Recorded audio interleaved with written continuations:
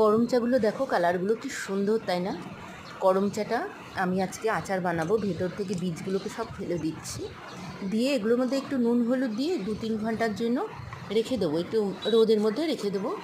আর এদিকে পাঁচফোড়ন নিয়েছি, পাঁচফোড়নটা একটু রোস্ট করে তারপর একটু গুঁড়ো করে নিলাম। তারপর তোমার তেলটাও গরম করে রেখেছি, গরম করে একটু ঠান্ডা করে রাখলাম।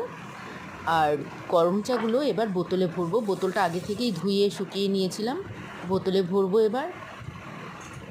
আর এর মধ্যে এবার তোমার সর্ষে গুঁড়ো করে ওর মধ্যে দেব।